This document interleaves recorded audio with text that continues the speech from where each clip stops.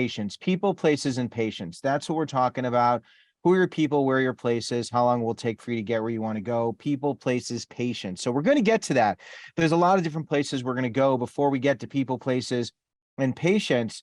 I thought it would be fun for this particular podcast to kind of bring you behind the scenes a little bit.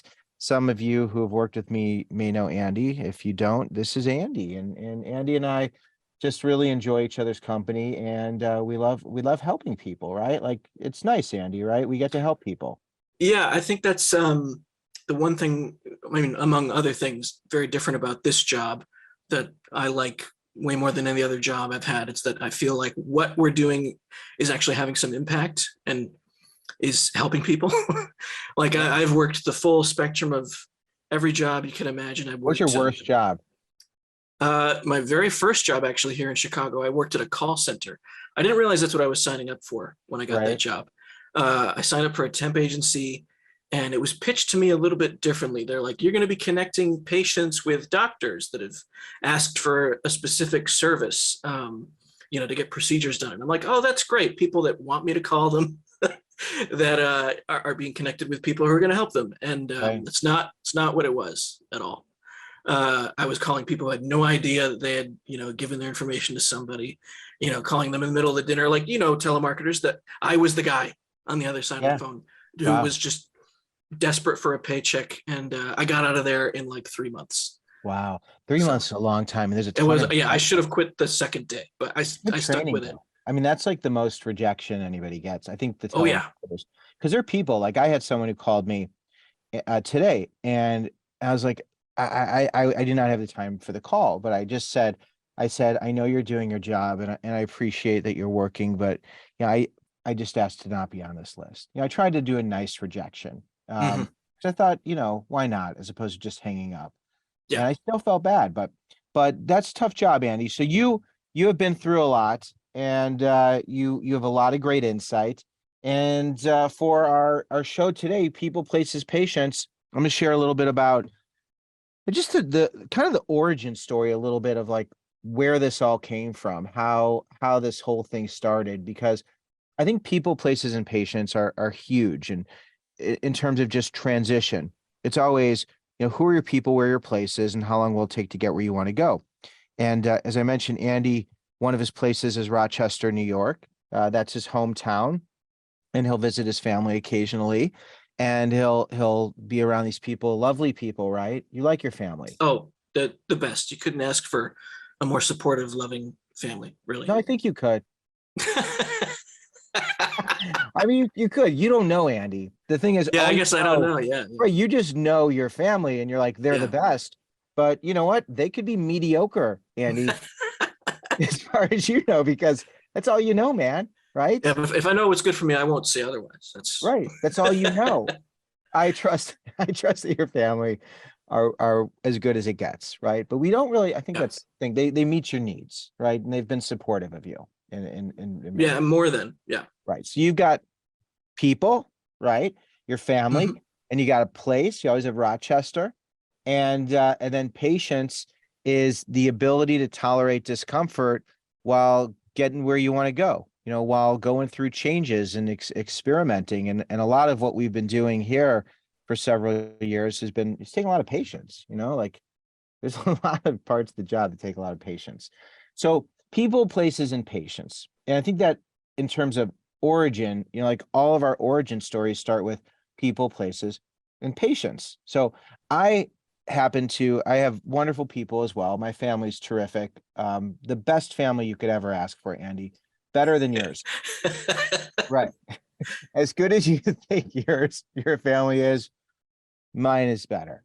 Well, for you, better than mine for you. It's like, I think if you lived with my family, like if you lived with us for like maybe a year, I don't think you'd go back to yours. I'm sure you are. Your family's great. I'm just joking. I'm kidding. I'm being sarcastic. Sometimes sarcasm doesn't come through if you don't know sarcasm, because right, maybe it's the tone. Anyway, so I got a great family, people, places, and patience. So when people go to college, when they deal with change, when they graduate, and they're in an unfamiliar place surrounded by unfamiliar people, it can be very hard. So when Andy went from SUNY Brockport, right? Hmm. Is that where you graduated from? Yeah, I could think SUNY now they call it the college at Brockport. But yeah, it's College part of the SUNY State system. Yeah. State University of New York, Brockport. That's what the SUNY is. So he went from SUNY Brockport to Chicago, right? And then you Hmm. got this telemarketing job, and you were in an unfamiliar place surrounded by unfamiliar people having new experiences, right, Andy? Yeah, it was the dead of winter, January 2013. I think I got that job in February or March. Yeah. Yeah. So So that's such a huge change. So if we look at change, right? You came to Chicago for a reason. You wanted something. Why'd you come to Chicago, Andy? so I studied theater in college. And part of that program is they had a relationship with a local theater where you could have an internship, and that internship gave you stage time as kind of like an ensemble role. So you didn't have any speaking parts, but you were in the background. In A Christmas Carol, you were like one of the villagers walking around the streets, or something like that. So I did a couple of plays during that internship, and they brought in actors from Chicago. Now, growing up in New York, you always talk about the destination is New York City, Broadway, off Broadway, doing all that stuff. And Chicago wasn't really even a thought. I had no idea about the theater scene here. But talking to the actors during that internship, they're like, you should really think about coming to Chicago to start for a few years, because that there's like 250 different independent theater companies doing work all the time. You might not get paid at all or much if you do, but it's much easier if you're non-union to get some work, get started, and get your feet wet and see if you really want to do this, if you like it enough. And I took that to heart, and I really trusted them and liked a lot of them, and they're like, come out, see what it's like. Yeah. So that's what I did. So you went to Chicago, right? And then an unfamiliar place, but it was a place where you could do your theater work, where you could experiment, and you're like in your early 20s. So you get here, and that's exciting. And I think it's a great time to do that. And you need to make money because they're not paying you. So you did this really awesome telemarketing job, Yeah, which for was a couple of months. Yeah. right for a couple of months. And then I'm sure you got some other jobs. And I know that another place where we have overlap, and we're going to connect this. I'm going to connect this to college and transition and change. And for anybody, who's thinking about their places, our life is about a series of transitions where we go to these different places and meet different people and have comfortable and uncomfortable experiences. And one of the biggest challenges for the people that we work with, especially our college students and high school students, is they haven't really gone to other places and haven't experienced a lot of discomfort. And when that happens, it's really hard. It's really hard for them. So, Andy, when you were in Chicago and you were in your telemarketing job and you were a college graduate who was getting paid nothing to do your theater work, just trying to get by, what was the hardest part for you, man? Well, the first like month was pretty lonely and cold. Nobody's Yeah. really going outside and mingling because it's really freezing. But I had a good sublet that was like a base of operations to find a more permanent place, so I just took the opportunity when I could. Yeah. And it wasn't until I started taking acting classes and improv classes at Second City that I found my people and a more solid place and footing for what would be my future in Chicago. Nice. So Second City, the famous Second City, right? Yeah. Who were there any like people we would know who were at Second City when you were taking classes, or people who are on the main stage? Oh, I'm trying to think now. Oh, gosh, I'm blanking at the moment. Yeah. There's lots of people in the improv scene um, that I would see around that I'm now seeing pop up other places, but in like kind of bit parts. Like, Yeah. I don't know if you saw the show Jury Duty. Yeah. Do you see that? No. So it's kind of I like said yes, but I didn't. it's kind of Okay. like it's been pitched as the Truman Show meets The Office. Right. So it's about this one guy who thinks he's serving jury duty, and they're filming this documentary about jury duty. The thing is, everyone involved is an actor except for him, Okay. I and then think they you do a told me that. reveal at the end. Yeah, Right. it's a great great job. The fact that they managed to pull it off is Right. amazing. But Right. one of the actors in it, I saw around at Second City, like during my conservatory days there. So, Right. I've seen people break through and get some good parts. Right. And there's lots of people who are writers and just lots of people who are in behind the scenes and doing Yeah. Yeah. things. But did you do Improv Olympic too? Yeah. I did IO for, I didn't make it all the way to the end there. Improv, it's a wonderful place to go, but if you're trying to do multiple schools, it's a lot of money. It's like, $300-400 per level. Right. And I'd say for what I got out of it, it was worth to do Second City, but doing the multiple schools, I just had to kind of call it at a certain Right. point. So Andy and I also, well, we never met through our improv connections. The way that Andy started working here is through one of his friends that he met through improv. Isn't that how that worked? Yeah, so I took classes. So we're talking about Travis, who used to work with you. Yeah. And I met Travis in my very first improv class. It was a class called Improv for Actors. It was meant for people who want to take improv classes but have an acting background. And we both went to school for theater previously. So we took that class in the summer of the year that I moved there. And, right away we were good friends. So we started just going to improv shows together to see other acts. We would do scenes together. Eventually we ended up forming our own sketch group together as well. And we performed at the Chicago Sketch Fest, did some improv in different bars around the city. So we got to be pretty good friends and still continue to be to this day. Yeah. We don't see each other as much. He's got a kid, he's running a business and all that, but every once in a while we'll have like a game night and get together. So Andy does game nights. yeah, it's great. It's a lot of fun. Like it's a good way to catch organized up. game nights, but that's like a great thing to do with your friends. Like some people think they need to go out and get wasted. I don't know if you stay home and get wasted during game nights, like you said, but that's not what it's about, right, Andy? No, maybe a drink here and there, but it's mainly, we just really enjoy games. So Right, they love games. Like the thing about Andy, Andy's so interesting. So I asked him, like, what game did you play? And he'll say he played. What's the last game you played for a game night? we've got this one called Sherlock Holmes Consulting Detective. Yeah, what do So you do it'll it'll present a case to you, like in the style of like a Sherlock Holmes story, and you've got to follow this narrative and investigate different leads and try to figure out. It's a whodunit. Right. So it's a whodunit with a bunch of people. Yeah, so that you can all kind of throw out your ideas and draw different conclusions and see how close you come to Sherlock's conclusion at the end. Oh, it sounds like so much fun. See, I love that. Like, I don't know, man. I find you interesting because like well, you know what? It's such a great story. I think it's just a story like you go to college and then you got to figure out what to do next, and especially if you're in a creative field, it's like, how do you maneuver? And basically you just have to go somewhere, right?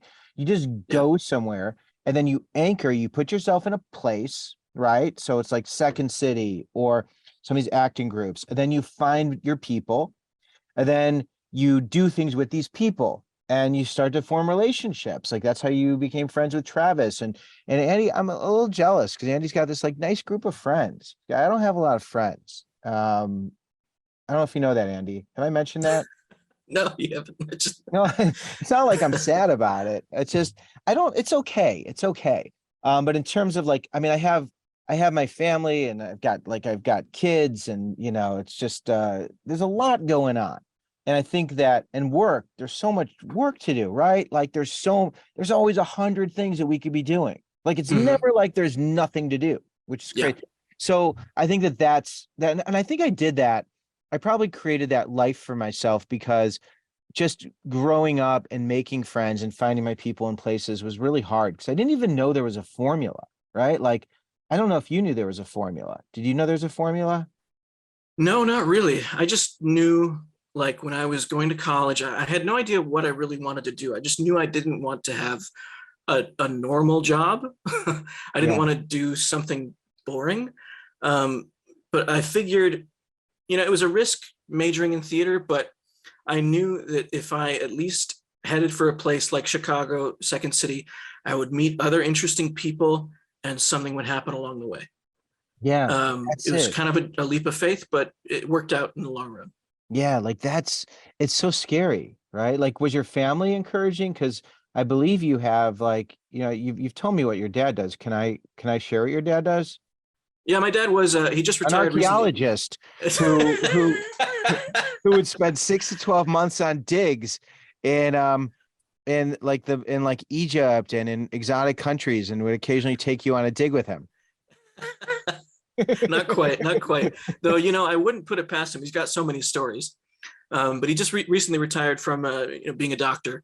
Oh, wow. Um, I got confused. yeah, and my mom was a nurse. So, Did they meet the on the both of job? them, yeah, yeah, they did. They've always been supportive of my interests, with a healthy amount of, you know, making sure I've assessed the situation. Yeah. So, at first, because even before theater, I was very interested in music and was thinking about a career in music that might have drifted towards music education, a little bit more stability there. Um, but I ended up going to Brockport, where theater is what I fell into, and it took me a while to declare my major in theater because I was a little bit hesitant, and they were too, about me doing that. Yeah.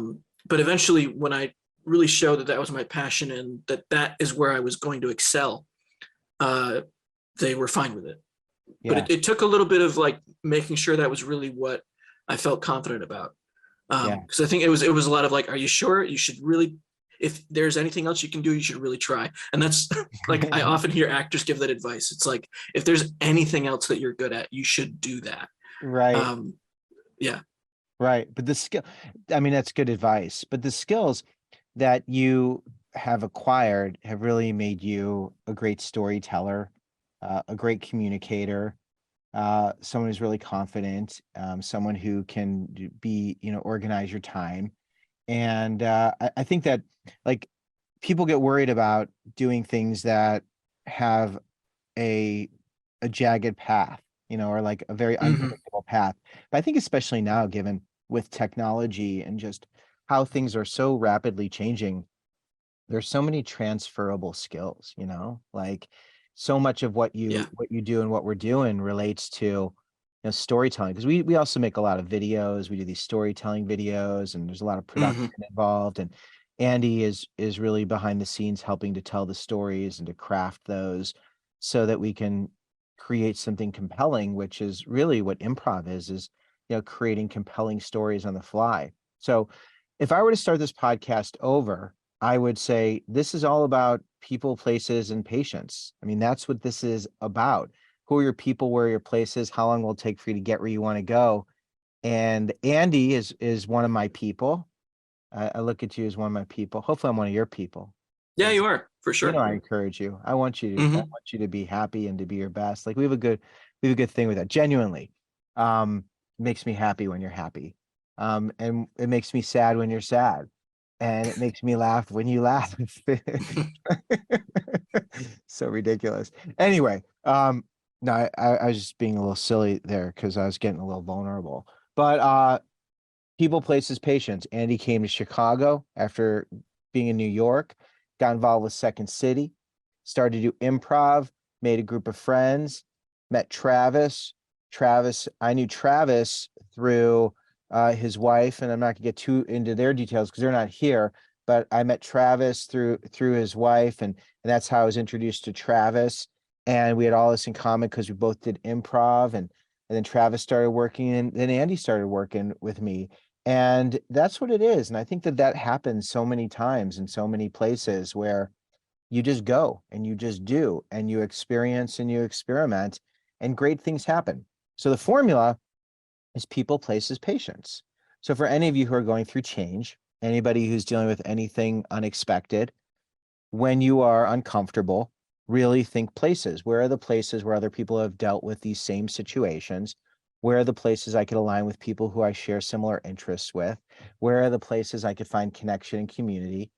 There's so many similarities. I think the idea of going from college to career, of like what's next, is so freaking scary because we don't always know. And there's this trust that like things are going to be okay. And when I graduated from college, I decided I wanted to be an advice columnist, and I'm going to make a video.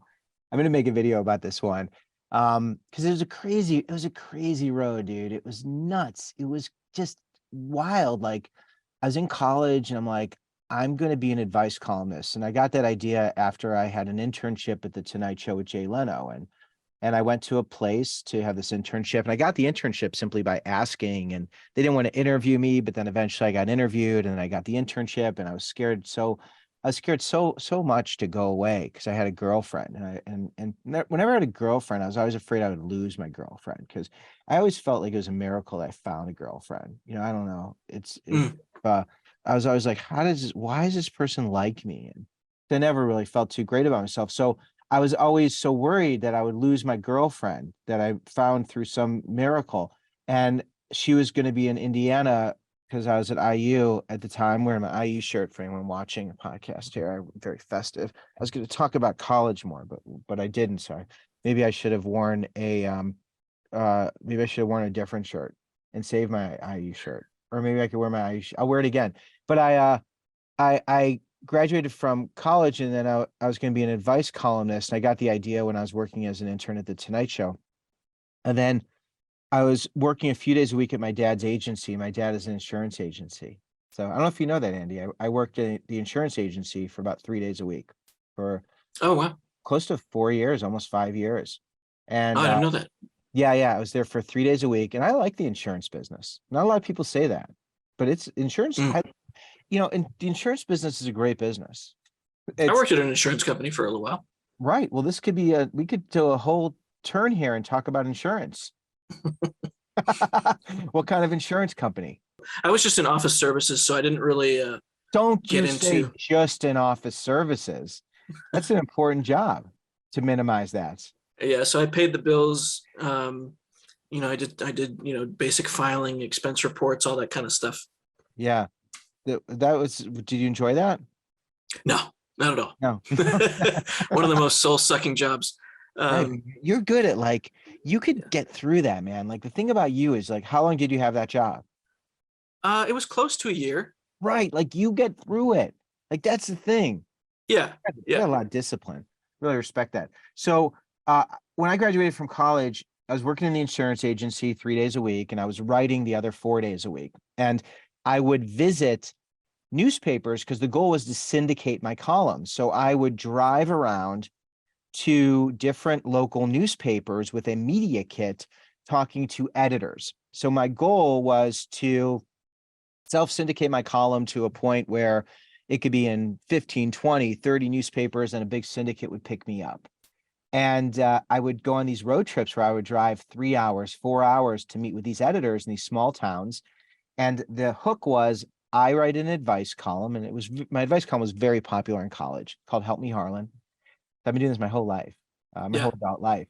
And I would visit with these editors and introduce them and say, I could help you to get younger readers, because younger readers aren't reading the newspaper. And the reason they're not reading the newspaper is because there's nothing for them. Like newspapers are a bore, it's snooze fest. And I could be this thing that they open, at least something that could get them to be interested. And it's a really good pitch, right? Like, Yeah, that's great. Right. But they still didn't read it because it wasn't enough for me. But I liked the idea, and I was pretty good at selling it. And I thought maybe it could happen. But one time I visiting these editors was brutal. Like it was so brutal because they didn't want to talk to me. They're so busy. And I was this kid, he's like 21. I wrote this advice column. I'd cold call them. And I tried to get a meeting, and I got a meeting with this one dude at the Michigan. It was like the University of Michigan's local Ann Arbor. It was like the Ann Arbor News. I think the paper's out of business because I was at the Ann Arbor News, and I drove 3.5 hours, and I showed up to present my media materials, and the editor wasn't there because his toilet was overflowing. His toilet got stopped, and the plumber had to come. So. God. And he wasn't coming in that day. No. I drove 3.5 hours. And when I sold it, if I did a good job, if I sold it, they'd buy the column for maybe $7 a week, $10 a week. Wow. So these were not this was a bad business. I remember some guy in Cleveland telling me, I flew out to Cleveland actually for this appointment because it was the Plain Dealer and they were open to seeing me. And this one guy, he was like a journalist. He's like, hey, I just want to tell you, I appreciate you what you're doing, but this isn't going to work. Mhm. And I was like, what do you mean? And he said, it's just not going to work. You're just not going to be able to make this work. Yeah. And he was right, but he was wrong because I kept doing this column and I ended up getting in about 20 newspapers, which, wasn't a lot of money. But then eventually I got into this one paper, the Journal and Courier, and the Journal and Courier, this guy, George Benj, who was one of my people, turned out at first he was so difficult to get through to. He rejected me. He didn't want to talk to me. I finally met him and he had the same cookie jar I had in my house as a kid. It said, have a nice day. And he was the nicest guy. And he put me in the Purdue paper and I was in the Purdue Today page on the back page, the back cover. And Purdue University saw this and invited me to speak. And that's what started my speaking career. It was being in Oh, the wow. Journal and Courier. Yeah. And it was this man, George Benj, he was my person, and Purdue became a place for me, even though I'm an IU grad, where I was able to do speaking events. And I put together a tape that eventually was my demo that was the beginning of my speaking career. So I was an advice columnist, but then I became a speaker, and that's how I was able to make a living. And I stopped working at the insurance agency and just started to do the speaking with the writing, and then the books started. And it's been wild, man. And along the way, I've met a lot of people. And I was said before, like, I don't have a lot of friends. It's like I don't have a lot of social friends I hang out with a lot. I think that's not uncommon as someone just progresses through life. Um, Mhm.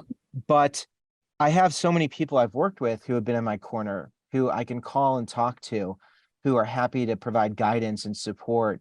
And it's been just reaching out to people as I've made these pivot points. Like one of the people in my corner is Dave Adams, Dr. Dave Adams. He died. It's really sad. He's the nicest man. He was the editor or he was like the advisor for the Indiana Daily Student.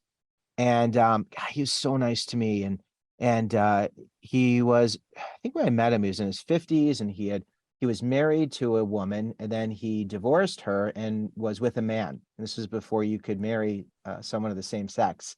And he was just such a good guy. And I'd never really known someone gay like, and a gay adult who was just he was just such a nice man. And he was just so caring. And the fact that he was gay was just one part of it, but he was always like trying to fight for rights. And seeing the rejection that came with him being this adult male who is with his partner was just so fascinating. It was such an interesting journey. And when I decided I wanted to be an advice columnist, I asked Dave, for advice, Dr. Dave, and he said, Dr. D, and he said that he would happy to be my first client, that they were going to buy my column and they would buy it even after I graduated. And Dave, Yeah.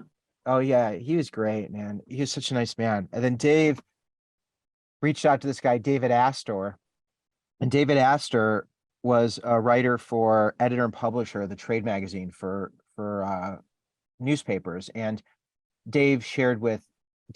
D, the advisor, shared with Dave Astor what I was doing. And then Dave Astor did a profile on me.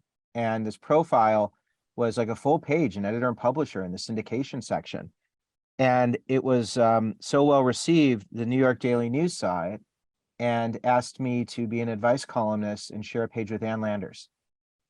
So Wow. yeah, it was nuts, man. I was like 23, I don't know, something like that, in my Yeah. early 20s.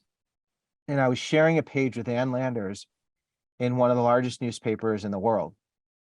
And it was like, it was crazy. And I was writing advice. And it was, everything is connected to people and places. It's people, places, and patience. And when I talk about that message of people, places, and patience, and I love tracking the stories. And I think we could do even more with this because it's such a cool idea.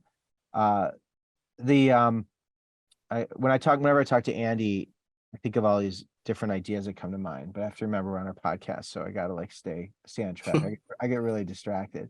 But you follow it, which is nice, Andy, right? You do. You always follow it, right? So anyway, people, places, and patience. Whenever you're going through transition, whenever someone's going from one place to another, if you understand the map is where are my places, who are my people, how long will it take to get where I want to go, it becomes much easier to navigate change. So when we take that message and apply it to students in high school, where are the places you sweat, play, pray, live, learn, lead, love, and work? Where do you spend time around other people? That's how you build friendships. That's how you met Travis. That's how you met other people in your life. You have your movie groups, right? Andy, you have like a movie group too, right? It's another group of people, and you have game nights with some of your friends.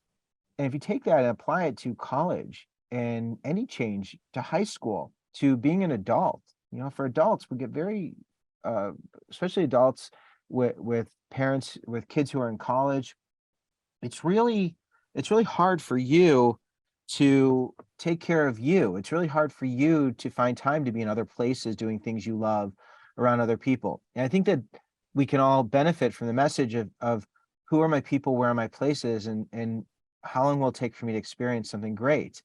Uh, that message of college and transition and change, it helps when it comes to thinking about college, where you want to go to college, even if you don't want to go to college, whatever you want to do next. It's where are my places, right? It's like, where are my places? And I think it's really, it's kind of simple. Like, doesn't it seem almost too simple? Does it seem simple to you, Andy? Yeah, and it's so simple that it seems easy to miss. It's one of those things that's like right in front of you, and it takes some pointing out when you're younger Yeah. to really get it. Um, and to focus on it, because I think it does take a little bit of focus and intention to make it happen, because sometimes it takes pushing yourself out of your comfort zone to find some of those places. Like, for me, I'm a pretty quiet, introverted person, but I like things like improv and theater, which you would think would attract the opposite personality. But for me, it just takes that license, that excuse to be that way. Left to my own devices, I'll be quite quiet. But when given permission to, be a little crazy, or, act out a little bit and have some fun in the right context, I'm very into that, and I can do that. So That's things when like you get improv. arrested. Right. Yeah, that's when I can. Yeah. That's when you get arrested. That's where your police record comes in. Yeah. Right. Andy's kind of quiet, but you force him or put him around some friends. If you tell me it's an improv scene, I'll rob a bank for you.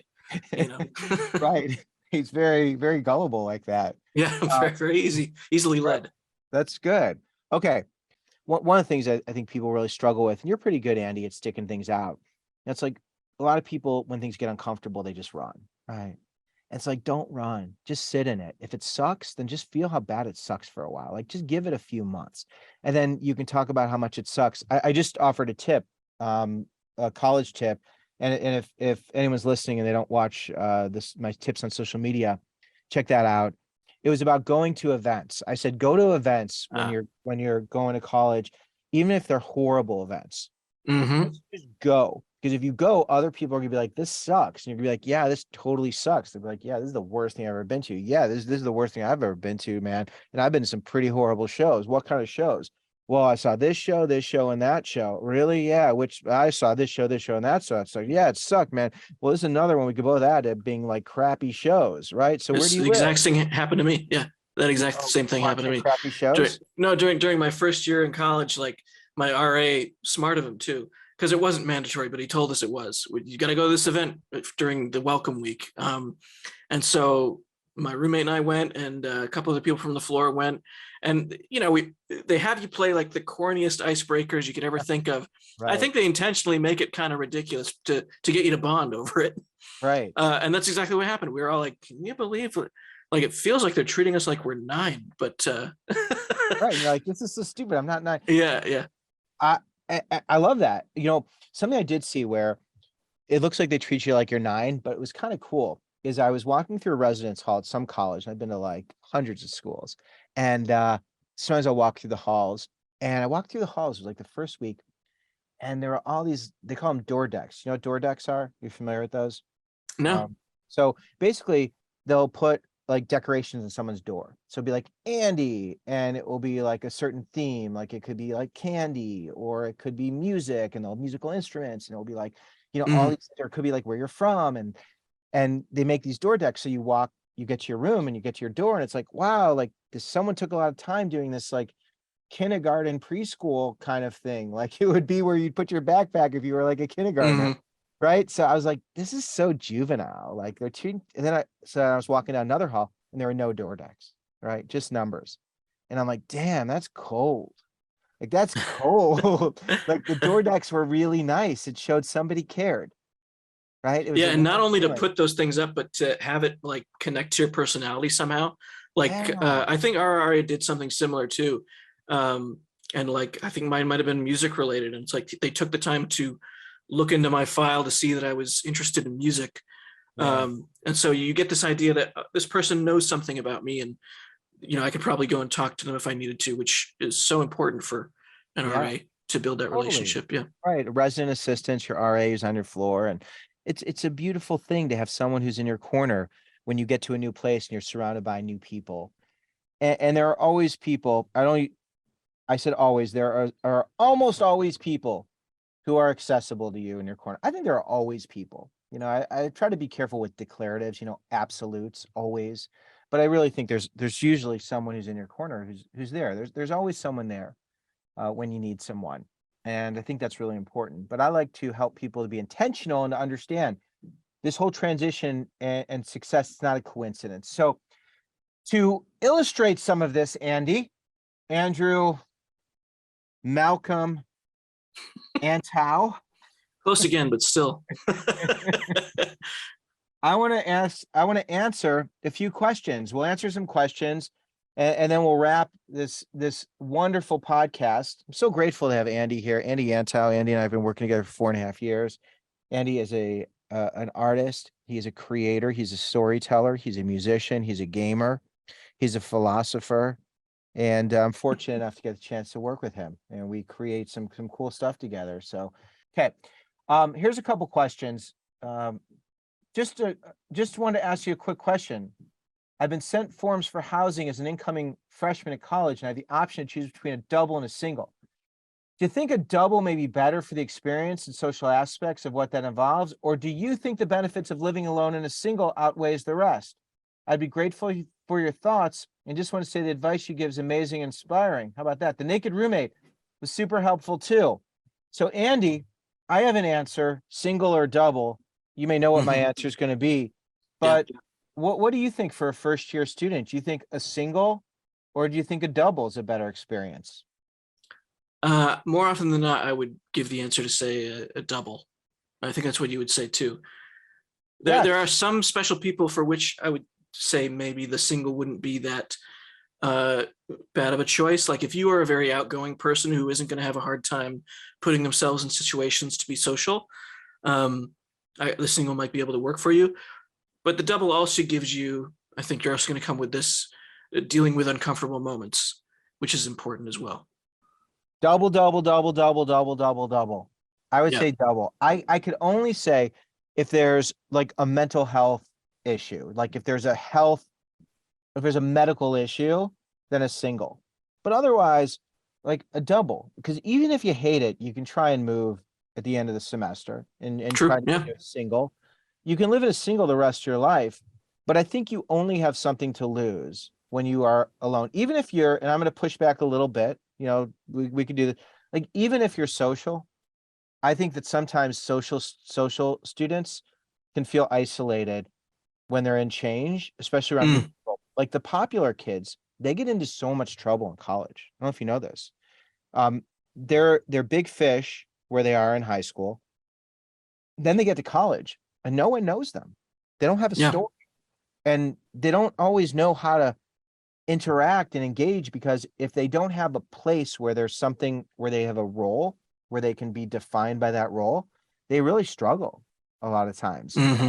I've seen this a lot where like kids who have been rejected and emotionally has struggled a little bit, like they can handle it, but people who have been wanted and then are in an unfamiliar place and things don't work out right away, that can be difficult for them. So Yeah. I think even that social kid, like double, I would live in a double, experience it. And if it's uncomfortable, then you'll hang out in other places. And if it's comfortable, then you meet someone, right? So anyway, this guy, I didn't get back to him fast enough. He sent me a note today. He's like, hey, I have to make my decision tomorrow. And I was like, double, double, double. Okay. So thoughts or advice on undecided pathway majors in community college. So with any school, with any college, when you're undecided, I think the biggest problem is knowing what you want to do without actually doing it, right? Like you were Hmm. saying, when you were in SUNY Brockport, you were a theater major, then, you hadn't really been in shows. And I mean, you'd been in shows there, but you'd never been outside of a college community. And I think that it's so important to get a job. Like if you are in a community college and you have an undecided pathway, and stay in a place where you can take lots of different prerequisites that can apply to lots of different majors, but get a part-time job. You want to be a nurse, work in a hospital. If you want to be in technology, work in any place where you're dealing with tech. It could be at a company where you're not actually doing tech work. Maybe you're in a mail room, or maybe you're doing some type of data entry, or something where you're around people who are doing the things you want to do. You get a part-time job doing it. So if you want to do stuff in retail and work in retail. But I think it's really important when you're undecided to just pick something, and also understand that your major is not going to be your career path. Your major is just going to be something you do until you figure out exactly what you want to do, and you can always change, right? What do you think of that, Andy? Yeah, and for those first 2 years, it is a lot about exploring, which is great for community college because when you make that transfer, if you want to a four-year university, then you can declare what your major is and focus on that for your last 2 years. Granted Right. that all your credits transfer and all that, but Yeah. yeah, Absolutely. Yeah. Sorry that I got so excited. Were you share more? no, that's it. Yeah. I hate talking over people, but I get so excited sometimes. It's like, uh. Um, but the part about community college that's so great too is you could spread it out over time, right? Like you don't have Yeah. to 2 years in a community college, get your AA, go to a 4-year school. You could take 3 years in a community college, and you can take 4 years. You could work while you're there and then decide, what is it that I want to focus on and specialize in. And maybe you get an AA and then you work for a couple years in a particular field, and you realize, I need to get a bachelor's degree. I need more education. I think it's really important to experience it outside the classroom and to lean on the people in the places where you want to do the things you want to do. Talk to those professors as well. Use those career services. Hi, Harlan. I've been reading The Naked Roommate, and the book's fantastic. I just finished up tip 33 about religious activities. I think I encourage people to find a spiritual place. I like spiritual places. You find one that's welcoming and accepting, because you get free food and you get to meet nice people, even if you're not into God. My parents both work for the campus ministry InterVarsity Christian Fellowship, and I thought it'd be a fun surprise for them if the organization was included in the book. Thanks for the outstanding advice. Well, I'll try to include it in the book. I mentioned it in the podcast, so that's pretty exciting. I love that. I love that we have a child of someone who's excited for their parents, and I'm a big fan of whatever religion, right? And if your religion doesn't accept you, then find another place where you can be accepted, or even find another faith.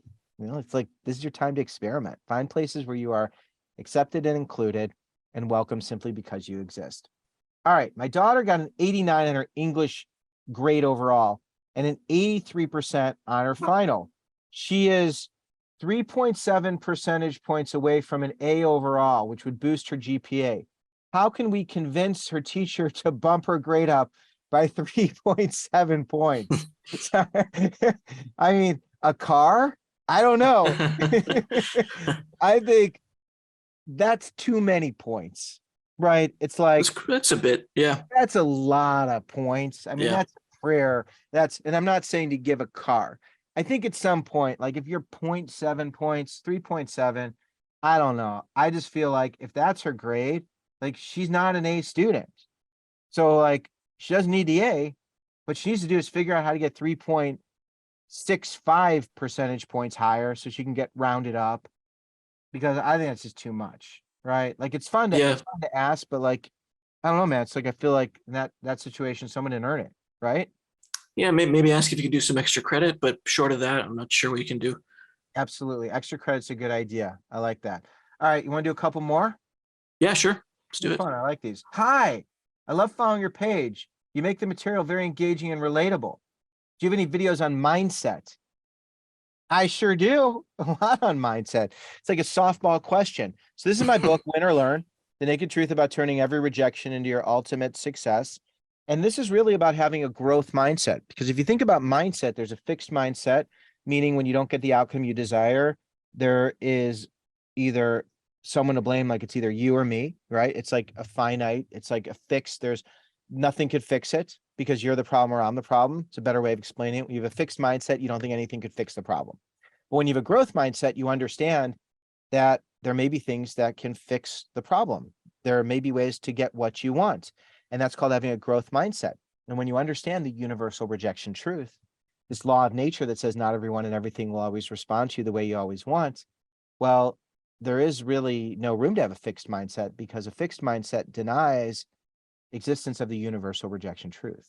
This idea that there can always be this idea that you might not always get the right answer, because the right answer may, I'm not doing a good job. Did I do a good job explaining this till I over explained Yeah. it? No, you're good. Yeah. Okay. Sometimes I get like, it's so funny. I've explained this so many times, but basically the universal rejection truth says not everyone and everything is going to respond to me the way I want, meaning I may not always get the answer I want, and other people may not give me the answer I want. And it doesn't mean that it's the end of the story. It means I need to understand why, because there might be a way to change it. And even if I can't change it, then there's a different risk I can take or a different outcome that I can discover by using the information and knowledge I've gained by trying to figure out this particular problem. Okay, that's the whole mindset thing. And I love the win or learn mindset. This idea of a win or learn mindset. The idea that no matter what happens, I'll be okay, because the quote, the Nelson Mandela quote, is I never lose, I either win or I learn, which really is about a growth mindset. All right, we will do one more, and then we will wrap this up. Okay, I've tried to talk to my academic advisor about these problems. Oh, this is a larger one. Okay, do. Okay, is it possible that my academic warning could have its best chance of being appealed if I show much improvement? I was a bit away from being off warning, but unfortunately the grading didn't match up to how I needed. I have an appeal coming up soon, was wondering what I can do to help my chances. I've tried to talk to my academic advisor about these problems, but unfortunately he's been dismissed from the school. That's the part. That's the Oof. part I was trying to get to, is when you have a person who's in your corner who no longer can give you the answers you need, you find another person, you find a different academic advisor, and you talk to someone and explain the situation. Because I don't know a lot of the details when it comes to working through each particular system. I know that there's a person who's in that place who understands how to work through appeals to help you to navigate those changes. So with all these questions, we've seen the parent who's the person who's in the child's corner asking questions, someone who is looking at me as someone who's in their corner to answer these questions. When you ask a question, it's really important to find those people who can give you that insight and knowledge and can help you and support you. So I encourage all of you, if there's something that's uncomfortable, who are your people, where are your places? If you don't have people, find people who volunteer, find people who are paid, find people who you can enlist by asking other people who have gotten help. Find places where you have access, whether it's through your school, whether it's through your community, spirituality. Find places with kind people and be patient as you go through the process. I didn't even talk about patience, Andy, but I think we'll finish it with patience. Patience is the ability to withstand discomfort while finding answers. And as you go through the challenges of life, and I'll even bring it full circle of the ultimate loss of dealing with someone you love, whether it's a relationship ending, whether it's someone in your corner who you love who's no longer there, really recognizing that it takes time to heal. It's painful, man. It's like life is painful. I don't know the last time you were in serious pain. Do you ever cry, Andy? It's a personal question. Yeah, I guess so. When the occasion calls for it, but I Yeah. guess I haven't had much reason to lately, which is nice. Yeah, that's good. That's good. I cry. But what you just said reminded me of something that was added to the transition plan during the Lisa Demore podcast when she Yeah. offered her thoughts on that. It's important during the patience part of it to have healthy, independent ways to cope when you're on your own, waiting for things to happen. So having activities that are healthy and productive that can allow you to exist while you're waiting for other things to happen, to find your people in places like exercising, going to the movies, whatever it is, cooking, binging your favorite show. I'm just These are talking the about what I things like you to love do. Right. These Yeah. are right. And I think the way she stated it was to find emotional equilibrium during Yeah. those times of discontent, which is a way to withstand the discomfort, and it's how we can be patient. And another way I like to put it is it's training spiritually. When people, I wrote a dating book and it talks about training physically, emotionally, and spiritually. And spiritually is, what do you have in your life that gives you a sense of joy, that helps you to find balance, that gives you something to do that isn't dependent on other people and other things. And I think the word spiritual, cooking is spiritual, exercise is spiritual. Of course, faith-based activities are spiritual, but even going for a walk is spiritual. So thanks for bringing that up. I think that's a huge piece, and it's something that is so important, especially for, COVID was a time where a lot of people lost their places, they lost their people, and they got impatient because they didn't have the things, they couldn't do the things they love to do. And that was just a reminder for me that we all need to train spiritually so that we can have those things in our life that will enable us to tolerate the discomfort that comes with managing change, all the changes, love, loss, unexpected changes, uncertainty. It's those things that really give us balance and keep us steady. So I really like that. Uh, I feel like we're in a good place now in this conversation, Andy. I feel like we've done a good Yeah. job. This is fun. I really like this. I like talking to you, and I think it's fun that we can also mention some of the other podcasts, like the guests we've had, because they really reflect the bigger theme. What we're doing here is we're highlighting lots of people who seem to have different voices, but they're all reflecting a similar theme. And it's, how can we get comfortable with the uncomfortable? And these are the people who are in our corner to help us to get where we want to go. Aaron Ezra, who talked about navigating work life, who's been in my corner, someone who I just stumbled upon through LinkedIn and reached out to, and he's been a really good guy. So we're going to continue to do this. We're open to any guests that you would like us to have on the podcast. Andy is the producer of these. So we'll get more people and we'll do this. We'll do a check-in. I think it's cool to do a check-in and kind of circle back, Mhm. every so often, just to also highlight some of the people we've had on. Cause I think it's kind of cool. Like it's fun that kind of just naturally worked out. Um, Yeah. so we'll do that too. And uh, if you've listened this long, you probably enjoyed it for the most part, or you just hate, you just want to be angry. And the more you listen, the more angry you get. I really hate them now. But if you have feedback, if there's questions you have, send me those questions. We'll answer those. If you have suggestions on guests, let us know. The thing that's so one of those transition words. But the thing that's I think really unique about what we're doing and what I'm trying to do is, I don't want to be any more important than anyone here. I think a lot of what I've done early on in my career, I've always wanted to help other people. It's been Help Me Harlan, could be the name of my column in that, but I also wanted people to notice me and like me. It was important for people to notice me and like me. And as I've evolved, it's less important. I really am about service and wanting to provide value. And it's not about me. Like, I'm just someone who communicates that, but like, I don't need to be the most important person in the room. And the listeners, like anybody here, like whoever, like, you're so important. Oh, you're so important. And what you feel and think and believe, I want to know, even if it's not what I think and believe. And your suggestions are important and your feedback's important. So that's kind of environment we have here. And I'm just grateful for all of you. I'm grateful for you, Andy, and for everybody who's listening. Thanks for being here. I'm Harlan Cohen. This is Andrew McMillan Antow. uh, Andrew Mark, what is it? How do I forget? Andy Michael. Michael. Right, of Yeah. course, Michael, right? Antow. So this is Andy. I'm Harlan. We're gonna keep this conversation going, and I'm grateful to be a person in your corner. I know Andy is as well.